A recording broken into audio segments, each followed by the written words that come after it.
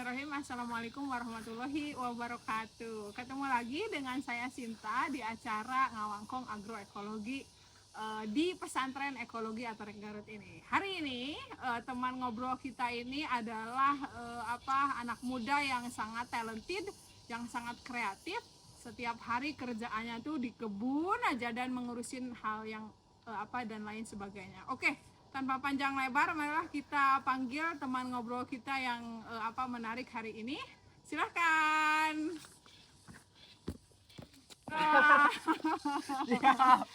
Oke. Assalamualaikum. Waalaikumsalam. Waalaikumsalam. Oke, ini dia. Sebelum kita ngobrol nih, ini dari mulai sepatu sampai atasan ini udah beda ini. Udah kelihatan banget ya. Iya, sebelum kita lanjut, kayaknya bagus untuk kita kenalan dulu sama teman-teman ini. Oke, baik ya. Terima kasih Teh Sinta. Assalamualaikum warahmatullahi wabarakatuh. Halo teman-teman online semua, teman-teman YouTube maupun Instagram. Perkenalkan, nama saya Faisal Sarli Sidik, biasa dipanggil Kokoh di sini ya. Oke, Kokoh ya. Iya, Kokoh. Wow, jadi sebenarnya di Atorik ini Kokoh ini apa kegiatannya gitu? Kalau tugas khususnya bingung ya, karena saya orangnya gak bisa diem gitu. Oke. Istilahnya gampang bosan gitu, jadi kesini hayu kesana hayu. Jadi kalau dibilang tugas di sini itu merangkap ya, bisa dibilang mengurus YouTube juga, Instagram, terus ada juga terus mengurus sebagian zonasi, sebagian zonasi di sini. Cuman untuk lebih fokusnya, saya lebih fokus kepada tanaman gitu. Oke, tanaman. Iya. Saya sebenarnya punya banyak pertanyaan soal tanaman ini. Keluarkan. Iya, keluarkan. Tapi kayaknya gitu. Tadi kalau kita dengar itu dari mulai ngurus sosmed, habis gitu ngurus donasi, spesialis tanaman. Bisa dibilang lah untuk spesialis. Hiburan, apa untuk hiburan? Ya untuk hiburan, kadang-kadang orang juga bingung ya bertanya-tanya kepada saya, apa kesukaan kamu, apa hiburannya apa? Ya hiburan saya menanam. Hiburannya tuh menanam dan bukan beradaptasi jadi bukan berkolaborasi jadi kalau kita itu ngobrol bukan jadi kayak bersentuhan langsung dengan tanaman gitu, beradaptasi langsung dengan tanaman dan lingkungan ya, itu adalah suatu kebahagiaan dan memberikan mood baik kepada saya gitu.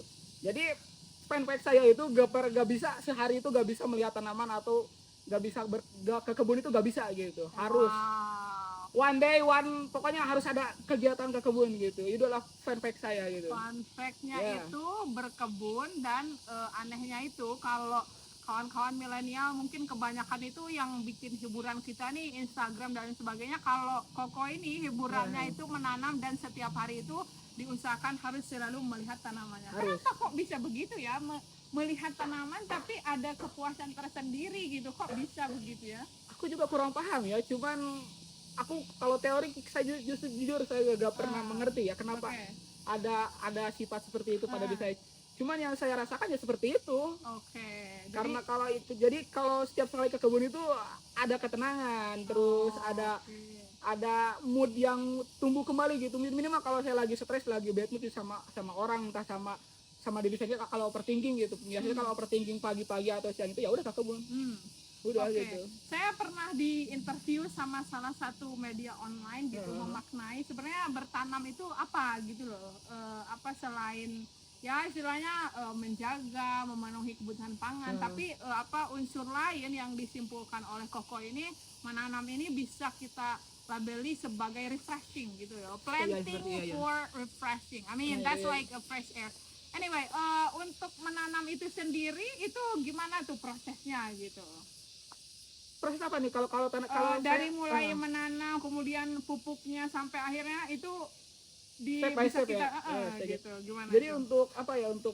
untuk menanam ini khususnya untuk saya apa yang saya lakukan itu di sini itu pertama kalau kita dari awal dulu ya, garis lurusnya dulu itu mau dari benih itu dari biji langsung. Saya mungkin kawan-kawan online ini pengen dari awal banget sampai bisa nyampe ke dapur gitu loh. Oh iya. Oke. Pertama kita kasih contoh aja karena cabai ya. Kenapa cabai? Karena saya suka banget dengan cabai ya, udah pasti.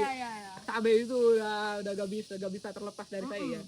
Kalau cabai itu biasanya kita pernah punya tanaman satu nih dari awalnya itu kita punya tanaman satu yang tumbuhnya itu sembarang gitu ya, Oke. bukan yang dirawat dari awal dipindah ke polybag, enggak gitu. Hmm. Jadi si cabai ini tumbuh di sembarang tempat, hasil dari pembuangan dari dapur karena ada yang busuk gitu, tumbuh dia sendiri. Oke. Nah kemudian muncullah dalam pikiran saya, bagaimana kalau saya bereksperimen atau kita mencoba untuk mengembangbiakan dari satu ini gitu. Oke. Jadi saya memberikan challenge pada diri sendiri, apakah bisa lebih banyak gitu, bisa mengembangbiakan gitu. Mm-mm. Dan pertama itu dari mulai dari pohon ya, karena kita gak beli benih dari luar. Mm-mm. Terus dari pohon itu saya rawat gitu, mulai dikasih pupuk, dibersihin rumputnya. Cuman yang perlu garis bawahi, saya ini pertama itu menanamnya itu di polybag, bukan langsung di tanah ya. Oke. Kenapa itu harus di polybag? Kalau menurut saya polybag itu karena saya orangnya pertama bosenan, jadi bisa bisa didesain gitu. Oh, pindahin ke sini kayaknya lebih bagus, dibentuk ini bagus gitu. Terus kita nyabutin rumputnya itu gak banyak gitu. Jadi minimal satu tempat udah ada, udah satu tempat ini lagi kemana gitu. Ya terus berbuahlah cabai itu sampai ada berapa ya, udah banyak lah. Sampai satu pohon itu ada, kalau saya itu ada 40 biji gitu. Cuma saya simpen 2 biji yang tumbuhnya paling baik, yang matangnya paling baik, yang enggak kena hama gitu ya.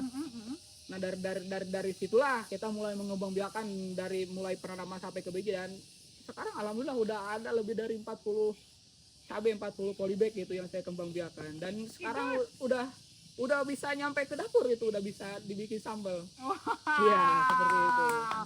Itu awalnya dari si cabai yang tumbuh sembarang. Iya. Biasanya kan kita yang ada yang busuk dari dapur gitu, lalu kebuang dan tumbuh sembarang, dan saya rawat gitu. Itu bisa ya. Oke. Cabai pungut. Cabai pungut, dan sekarang udah ada 40 polybag ya. Ada dari 40 satu itu. Iya. Dan dari mulai satu pohon itu. Kuncinya sih kalau dengar tadi cerita di awal sih, kuncinya telaten ya, tiap hari aja dilihatin. Nah, iya. Emang ada pengaruhnya gitu tanaman dilihatin tiap hari? Pengaruhnya itu kita bisa lebih kita kalau lihat dari tiap hari ya teman-teman, kelihatan gitu tumbuhnya bagaimana, dia maunya bagaimana, terus kalau dikasih pupuk ini reaksinya pakai mana, jadi semakin kita melihat perkembangbiakannya, semakin kita tahu gitu apa maunya dia, apa maunya tumbuhan gitu. Karena merawat tumbuhan yang paling baik itu memposisikan kita pada tumbuhan itu sendiri. Gitu, ya. Segi perawatan nih ya. Tadi kan udah nanam, di rescue itu baby chili, terus dikembangkan. Perawatan ini untuk pupuknya sendiri itu gimana nih di Atorik ini? Untuk pupuk kebetulan kami hasil eksperimen saya juga sendiri ya. Karena dari kemarin belum ada maggot, terus kemarin karena sampah dapur terus bertambah ya, karena seiring berjalannya kita terus masak tiap hari, karena itu udah tidak bisa, bukan ketergantungan ya, udah bisa dibilang ketergantungan ya, dan sampahnya menumpuk, bingung gini mau digimanain. Kalau langsung dibikin kompos ke tanah, kita udah punya medianya gitu, udah punya media dari jerami padi sama dari pohon-pohon pisang. Itu komposting pertama ya. Terus kalau dari sampah dapur ini dicampur lagi ke situ, gak maksimal gitu. Karena saya sedang butuh kompos cair.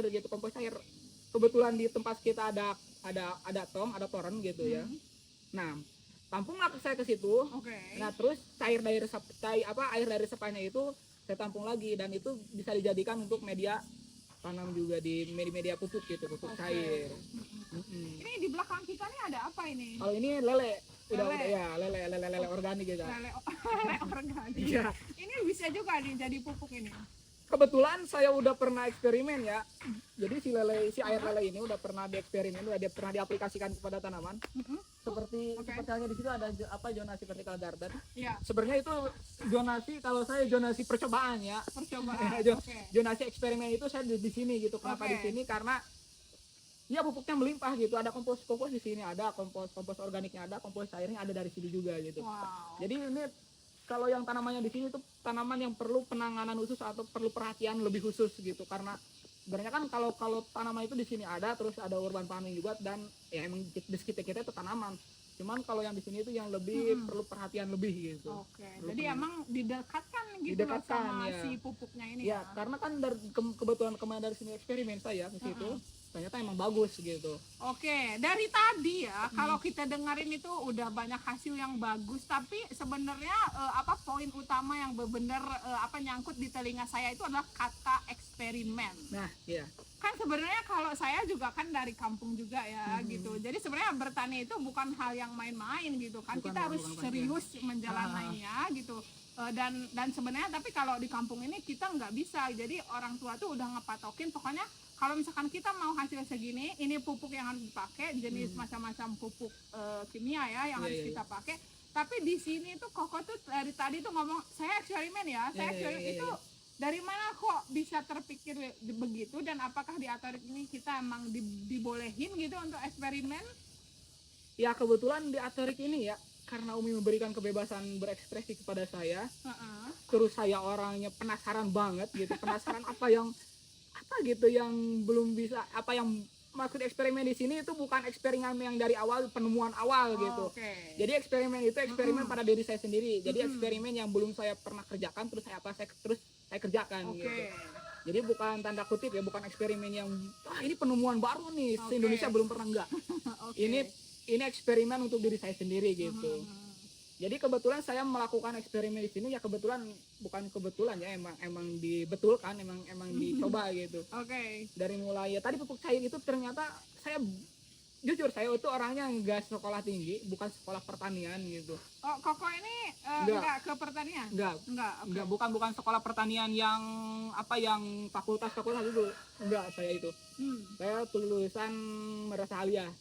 Cuman karena saya hidupnya di pertanian, terus emang pertanian membawa mood baik kepada saya. Jadi saya terus bergelut gitu.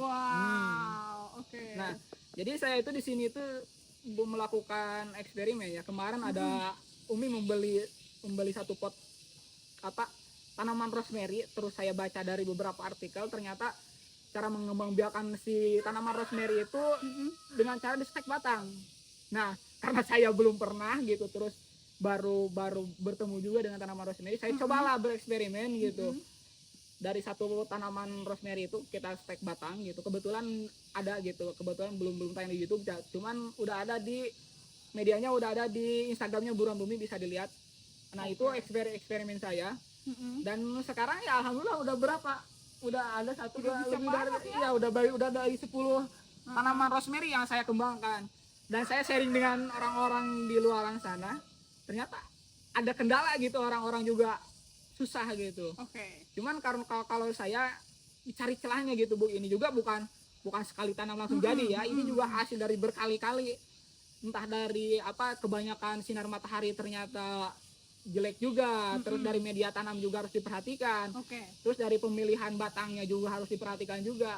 Jadi makanya saya lebih tekankan kepada teman-teman itu, kalau kita menanam sesuatu tanaman itu kita harus sering bertemu, sering beradaptasi itu, jadi kita kelihatan gitu celahnya dari mana, apa maunya dia seperti itu apa gitu paling. Sebenarnya kalau ngobrol sama orang yang passionate ya namanya, passionate itu sangat mencintai bidangnya itu, emang yang keluar itu daging semua ya.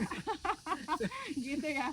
Jadi Amin, ini nggak hanya untuk bertanam juga, maksudnya untuk kawan-kawan milenial juga sebenarnya untuk hal yang sedang kita geluti. Kalau kita misalkan show up, datang tiap hari melakukan hal tersebut, itu pasti akan membuahkan hasil yang luar biasa gitu ya. Hal menarik lainnya tadi kita udah bahas eksperimen. Jadi eksperimen ini kalau di Atorik ini emang ya udahlah, boleh aja sok gitu. Oke, itu kebebasan yang diberikan kepada orang yang penasaran itu hasilnya wow. Kebetulan kebetulan wow gitu. Nah, ini satu lagi nih, tadi ada berbagi ya, prosesnya itu berbagi di Atorik ini. Emang si pengetahuan ini tidak kita keep sendiri, tetapi emang kita bagikan either via YouTube atau Instagram, kemudian kita juga chatting yang lain. Itu sebenarnya kenapa harus digitukan gitu? Gimana ya, kalau kata orang-orang itu ya dari kata-kata orang yang saya dengar gitu. Kebetulan saya sering mendengarkan kata-kata motivasi gitu ya. Entah berseliweran di YouTube, di TikTok atau apa ya. Bahwa kebaikan itu tidak semestinya dimakan oleh sendiri gitu. Sangat tidak dianjurkan dimakan sendiri. Jadi kalau istilahnya, kalau saya nih, kalau kita kan di sini saya menanam banyak tanaman herbal ya, ada lidah buaya, ada kumis kucing, banyak lah. Kita tidak bisa menyampaikan tanaman herbal itu kepada semua orang di luar sini gitu. kita hanya bisa menyampaikan orang-orang yang datang ke sini atau orang-orang yang ada di sekitar sini. Cuma untuk orang-orang yang luar jauh dari sini, entar dari Pulau Jawa, gitu. dari mana, ya kita hanya bisa memberikan ilmunya saja gitu. Eksperimennya saja itu bisa kita berikan. Kalau untuk bentukannya, hasilnya ya mungkin teman-teman bisa beli. Kalau teman-teman yang dekat kita bisa ke sini gitu, bisa mengambil juga ke sini, bisa sharing juga ke sini. Cuma untuk teman yang jauh kita butuh akomodasi gitu ya, karena kita butuh peralatannya lah ya, butuh cup, terus butuh untuk mengirimnya gitu. Jadi kita kalau untuk ke luar sana, ke lebih luasnya, saya hanya bisa memberikan bentuk medianya gitu, bentuk eksperimen yang saya lakukan gitu. Jadi bentuk ilmunya gitu. Cuma kalau untuk orang dari sini yang dekat dari sini, kemarin juga ada dari Bayongbong, terus ada di sekitar sini, ya kita ngasihnya bentuknya bentuk hasilnya gitu. Karena orang-orang dekat, ya orang-orang tetangga kita mau ngambil kayak kumis kucing, ya nggak apa-apa, silakan aja gitu. Ya kita emang nanam juga bukan untuk kita sendiri, untuk orang banyak gitu. Iya. Sekali lagi ya, emang orang-orang di Atorik ini ya, yang emang kita udah masuk podcast di sini itu emang menjunjung tinggi kemanfaatan ya, maksudnya kebaikan untuk orang-orang yang lain gitu. Iya. Oke, mungkin satu lagi nih pertanyaannya ya. Siap. Koko ini kan anak muda nih, gitu. Dan kalau kita lihat pola anak muda sekarang itu kayaknya ya udahlah, pertanian kita kesampingin dulu, maksudnya panas-panasan, kotor-kotoran kita kesampingin dulu gitu ya. Ini kok malah sebaliknya gitu. Jadi sebenarnya harus bagaimana sih gitu anak muda ini? Saya juga bingung ya sebenarnya. Kalau saya itu diberikan apa ya, diberikan kelebihan dari Tuhan itu yang mencintai lingkungan gitu, menjaga lingkungan, memanfaatkan lingkungan. Pokoknya yang berbau-bau lingkungan, bahkan hobi saya pun ya outdoor gitu, ke gunung, bukan ke mall, ke kafe, bukan orang seperti itu. Saya lebih orang ke gunung, ke gunung, ke pantai, ke air, pokoknya outdoor yang berbau dengan lingkungan. Ya saya juga bingung gitu memberikan pandangan kepada orang itu, gimana kita harus bisa bertani kepada lingkungan. Sebenarnya itu passionnya masing-masing gitu ya. Cuman kalau saya lebih ke nge-share aja gitu ya untuk ke orang, bukan lebih ke ngajak, tapi kita lebih ke meminimalisir gitu. Minimal kalau kita tidak bisa memperbaiki atau membuatnya lebih baik, minimal kita menjaganya gitu. Udah cukup segitu aja. Itulah. Jadi saya nekankan kepada teman-teman yang ngapain sih bertanian, capek atau apa, nggak apa-apa, gak mau bertani juga gak apa, cuman jangan jadi jangan istilahnya itu minimal ya, kata saya juga minimal kalau kita tidak bisa memperbaiki atau mengembangbiakan atau lebih mengangkatnya tentang pertanian, minimal kita jangan merendahkan atau jangan memandang sebelah mata tentang pertanian, karena ya apa boleh buat, makanan pokok kita itu dari pertanian loh. Makanya kalau saya orang-orang yang merendahkan tentang orang-orang pertanian, tentang apa sih pertanian, saya juga sakit, ngapain sih pertanian panas gitu juga udah sakit kepada saya. Padahal mereka itu tidak disadari bahwa mereka itu tidak bisa dari seorang petani. Benar. Gitu. Gak bisa hidup loh kawan. Iya, makanya entah dari pertanian, entah dari herbal atau dari apa ya, kadang kita sakit juga butuh obat. Dan kebanyakan obat itu ya dari lingkungan, itu obat herbal itu dari lingkungan gitu. Jadi untuk teman-teman ya minimal kita bisa saling menghargai lah gitu. Menjaga ya. Tapi sebenarnya kalau saya pikir sih, kalau selama itu memberikan kemanfaatan ya, maksudnya janganlah kita berpikir dulu untuk kemanfaatan yang jauh gitu, tapi kemanfaatan untuk diri kita sendiri, kayak why not, kenapa nggak kita coba aja gitu kan. Oke, ada pesan tambahan? Kalau untuk pesannya kita lebih ke lebih kita untuk teman-teman jangan malu untuk mencoba, jangan takut untuk mencoba. Entah dalam hal apapun ya. Kalau saya di bidang pertanian, kalau kalian tidak di bidang pertanian, bisa kan usahakan hal yang baru itu di apa yang kalian itu sukai gitu. Kalau emang tidak bukan passionnya di pertanian, jangan paksakan atau maksimalkan apa yang kalian sukai gitu, kalau menurut saya gitu. Oke, sip. Ini sebenarnya dari Koko ini tadi kita dapat banyak hal ya, dari mulai menanam itu nge-rescue ya, cerita nge-rescue Nah itu berbiji emang ya. iya, emang Itu rescue. meaningful loh buat saya tuh ceritanya. Jadi dari satu itu bisa Jadi banyak ya. Jadi banyak. Nah itulah kebaikan, makanya kebaikan itu kalau kita punya punya pengetahuan sendiri ya kita kasih ke banyak orang gitu, agar akar kebaikan itu tumbuh lebih banyak, lebih bagus gitu, Oke. lebih luas. Iya. Oke, jadi kebaikan itu sebenarnya akan kembali dan akan membawa satu kemanfaatan yang lebih banyak luar biasa, gitu ya. iya.